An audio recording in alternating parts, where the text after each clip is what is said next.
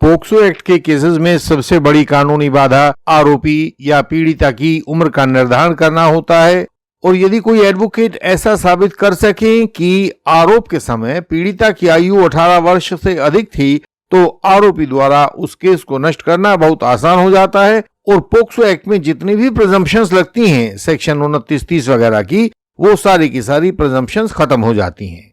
एक अच्छी बात यह है कि Jarnail Singh versus state of Haryana 2013 7 SCC 263 में सुप्रीम कोर्ट ने यह कहा था कि उम्र निर्धारण के समय यह अंतर नहीं किया जाना चाहिए कि वह बालक डेलिंक्वेंट है, इन कॉन्फ्लिक्ट विद लॉ है या पीड़िता है। दोनों की आयु समान तरीके से निर्धारित की जानी चाहिए। बालक आरोप लगा रहा हो या आरोप को झेल रहा हो, उन दोनों की आयु एक ही तरीके से तय की जानी चाहिए। दूसरी बात यह है कि किसी भी बालक की आयु सेक्शन 94 जुवेनाइल जस्टिस एक्ट 2015 में जो तरीका बताया गया है, उस ही तरीके से चाइल्ड वेलफेयर कमेटी या जुवेनाइल जस्टिस बोर्ड के द्वारा निर्धारित की जाएगी। पोक्सो एक्ट के मामलों में जो कोर्ट में केसेस आ जाते हैं, उनमें सेक्शन 34 पोक्सो एक्ट के तहत स्पेशल कोर्ट, यानी कि जो पोक्सो के मामले चला रहा है वह वाला कोर्ट, उसको यह शक्ति दी गई है कि वह सेक्शन 94 जुवेनाइल जस्टिस एक्ट 2015 में बताए गए तरीके से एक इंक्वायरी करे और पीड़िता या डेलिंक्वेंट बालक की आयु को निर्धारित करे। जब भी कोर्ट इस तरह की इंक्वायरी करता है तो उसे सेक्शन 94 जुवेनाइल जस्टिस एक्ट में बताए गए 3 स्रोतों से जन्म तिथि के बारे में मिली जानकारी के आधार पर पीड़िता की आयु निर्धारित की जाती है। पीड़िता माने जिसमें पीड़िता और आरोपी दोनों ही शामिल होते हैं, लेकिन हम यहाँ इस समय इस वीडियो में केवल पीड़िता शब्द का प्रयोग करेंगे क्योंकि ज्यादातर मामलों में आरोपी इसी से दुखित होते हैं। जिन 3 सोर्सेज से पीड़िता की आयु को निर्धारित करना होता है, उनमें से पहला है कि पढ़ाई के रिकॉर्ड से उसकी आयु को निर्धारित करें। यदि पढ़ाई का रिकॉर्ड मौजूद नहीं है तो दूसरा म्युनिसिपैलिटी, ग्राम सभा या नगर निगम के सर्टिफिकेट से उसकी आयु को निर्धारित किया जाए, और यदि ये दोनों कागजात नहीं है तो तीसरा है मेडिकल एग्जामिनेशन। पीड़िता के मेडिकल एग्जामिनेशन की तकनीकों से जो हमें परिणाम प्राप्त होता है, उसके आधार पर पीड़िता की आयु को निर्धारित किया जाना चाहिए।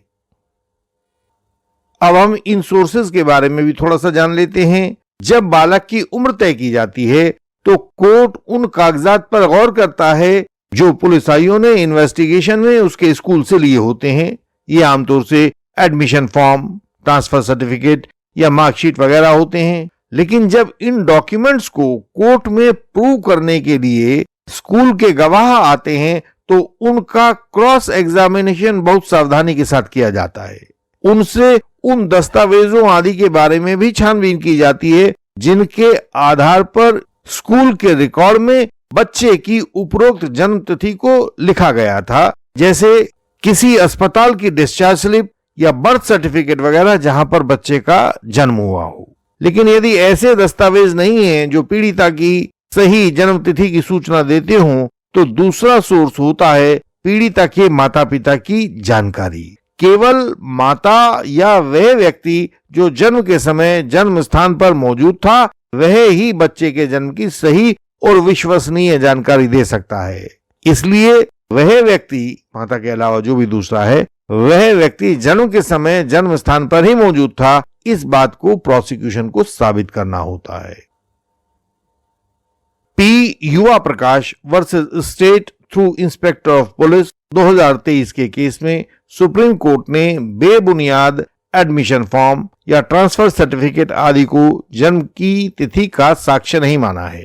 इसी तरह जन्म तिथि की मौखिक जानकारी के संबंध में भी हर एक व्यक्ति की गवाही इसमें स्वीकार नहीं की जा सकती है। Manakchand versus state of Haryana 2023 के केस में सुप्रीम कोर्ट ने कहा है कि जन्म स्थान पर मौजूद व्यक्ति ही जन्म तिथि की सही जानकारी दे सकेगा। लेकिन यह आप देखिए कि प्रोसिक्यूशन को प्रूव करना पड़ेगा कि यह व्यक्ति जन्म के समय उस स्थान पर मौजूद था। मां के अलावा अन्य कोई व्यक्ति यदि इस बात को कहेगा कि वह वहां पर मौजूद था, तो उसे अपनी उपस्थिति प्रूव करनी होगी, यानी कि उसके वहां होने को, जन्म स्थान पर होने को प्रोसिक्यूशन के द्वारा प्रूव किया जाना प्रोसिक्यूशन की जिम्मेदारी है।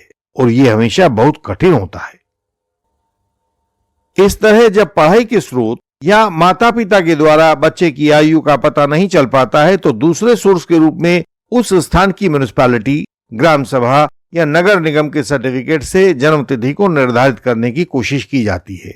यदि पुलिस इन्वेस्टिगेशन के दौरान आईओ को ऐसा कोई डॉक्यूमेंट्री एविडेंस नहीं मिल पाता है जो म्युनिसिपैलिटी, ग्राम सभा या नगर निगम के पास से सर्टिफिकेट के रूप में जारी किया गया हो, तो फिर तीसरे सोर्स के रूप में पुलिस आईओ के द्वारा बच्चे के मेडिकल एग्जामिनेशन, जिसे बोन एज एक्सरे कहते हैं, उसके रिजल्ट को देखकर यह किया जाता है।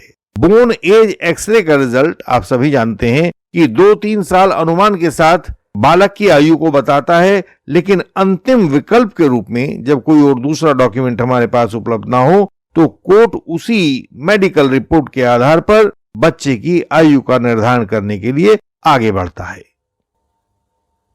लेकिन वास्तविक परिस्थितियों में जब आप कोर्ट के सामने ट्रायल को होते हुए देखते हैं, उन ट्रायल्स में भाग लेते हैं, तो यह पाते हैं कि 40-45% केस फाइलों में तीनों में से कोई भी सूचना मौजूद नहीं होती। ना स्कूल का रिकॉर्ड सही होता है, ना ग्राम सभा या म्युनिसिपैलिटी का कोई रिकॉर्ड केस फाइल में लगा होता है, ना ही किसी मेडिकल एग्जामिनेशन को आईओ के द्वारा करवाया गया होता है।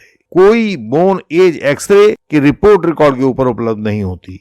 एक केस में स्कूल के प्रधानाचार्य ने कहा कि हमारे स्कूल में तो लड़की की मां ने जन्मतिथि लिखवाई थी। जब मां विटनेस बॉक्स में आई तो हमने उससे क्रॉस किया और क्रॉस के दौरान उसने बताया कि उसे याद नहीं है कि लड़की कब पैदा हुई थी। कोई जन्म पत्री भी लड़की की नहीं बनवाई गई थी। घर में पैदा हुई थी तो कोई रिकॉर्ड नहीं बन पाया था।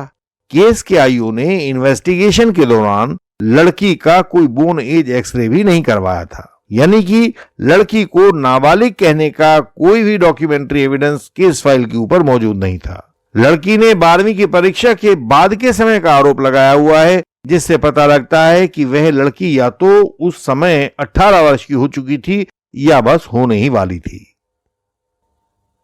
ऐसी परिस्थिति में जब प्रोसिक्यूशन के द्वारा लड़की की आयु को 18 वर्ष से कम दिखाने के लिए कोई पुख्ता एविडेंस नहीं लगाया गया हो तो कानूनी स्थिति क्या हो जाती है, इस पर विचार करना जरूरी है। हालांकि पोक्सो एक्ट में जहां भी शारीरिक संबंधों का आरोप लगता है वहां सेक्शन 29 और 30 पोक्सो एक्ट की प्रिजम्पशन भी आरोपी के खिलाफ लग जाती है, यानी कि इस प्रिजम्पशन के बाद आरोपी को अपनी निर्दोषिता साबित स्वयं करनी होती है। यह मानकर चला जाता है कि आरोपी ने अपराध किया होगा, लेकिन यह प्रिजम्पशन केवल तभी लागू होती है जब प्रोसिक्यूशन यह दिखा देता है कि आरोपी के द्वारा 18 वर्ष से कम उम्र की लड़की के साथ यह सब किया गया था। इसमें लड़की को 18 साल से कम उम्र की दिखाना यह प्रोसिक्यूशन की जिम्मेदारी है।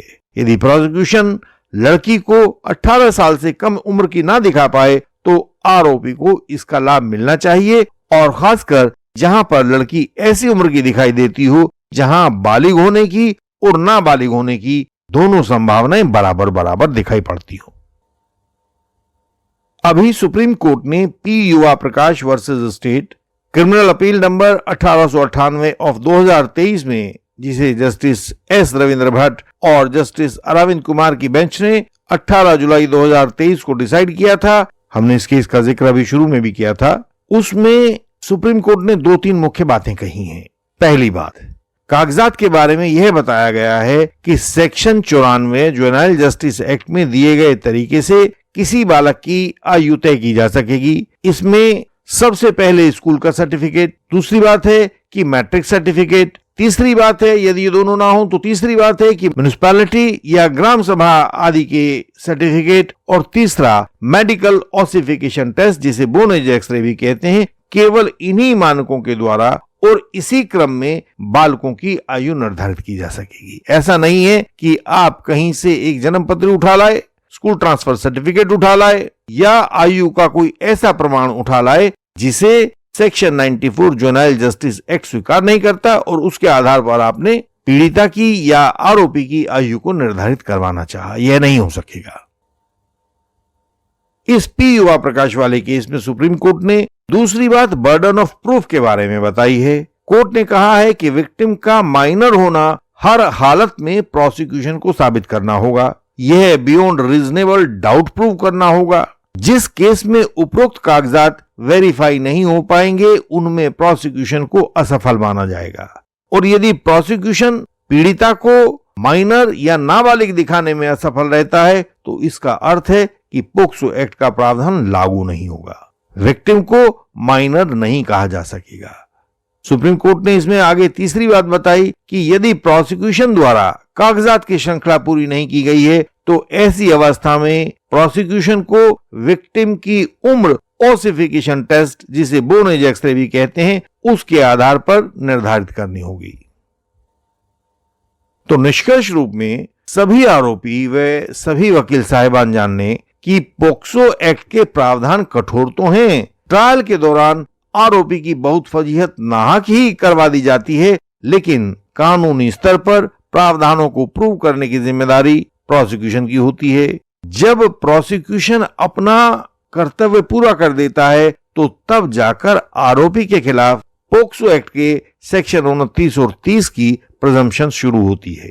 विक्टिम को माइनर दिखाना प्रोसिक्यूशन की कानूनी जिम्मेदारी है। यदि प्रोसिक्यूशन अपनी जिम्मेदारी नहीं निभा पाता है तो आरोपी को इसका लाभ मिलना निश्चित है, क्योंकि यदि विक्टिम को माइनर ना दिखाया जाए, उसे 18 वर्ष से कम आयु का ना दिखाया जाए तो पोक्सो एक्ट स्वतः ही समाप्त हो जाएगा। पोक्सो एक्ट केवल उन्हीं केसेस में लगता है जिनमें प्रोसिक्यूशन विक्टिम की आयु को 18 वर्ष से कम का साबित कर सकेगा। यह फैक्टर उन अवस्थाओं में ज्यादा महत्वपूर्ण हो जाता है जब विक्टिम लड़की की आयु 18 वर्ष के आसपास होती है, उससे कुछ कम या कुछ ज्यादा होती है, वो किधर भी हो सकती है।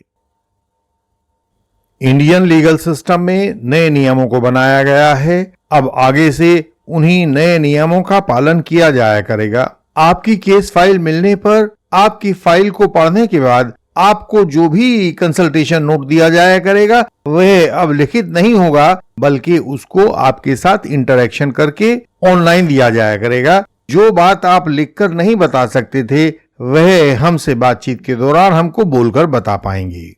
फीस सिस्टम में भी भारी बदलाव किया गया है ताकि अब कोई भी व्यक्ति केवल अपनी निर्धनता के चलते या साधनों की कमी से एक अच्छा व बेहतरीन क्रॉस पाने में वंचित न रह जाए। हमने फीस निर्धारण में अनेक फैक्टर्स को जोड़ दिया है ताकि किसी भी केस की फीस को अधिक वैज्ञानिक तरीके से तय किया जा सके। इसके लिए फीस भी आप हमसे बात करके तय करवा सकते हैं, अपनी विशिष्ट परिस्थितियां बता सकते हैं और इसमें सभी चीजों की फीस इसी तरह से तय होगी जिसमें क्रॉस एग्जामिनेशन, आर्ग्यूमेंट्स, एप्लीकेशन और बाकी सभी चीजों की फीस शामिल है। हम अपने मेंबर्स को सभी कानूनी जंजालों से बाहर निकालना चाहते हैं और कानूनी रूप से उनको सक्षम बनाना चाहते हैं। मेंबरशिप के लिए स्क्रीन पर दिए गए व्हाट्सएप नंबर पर मैसेज करके आप हमसे मेंबर बनने की विधि जान सकते हैं।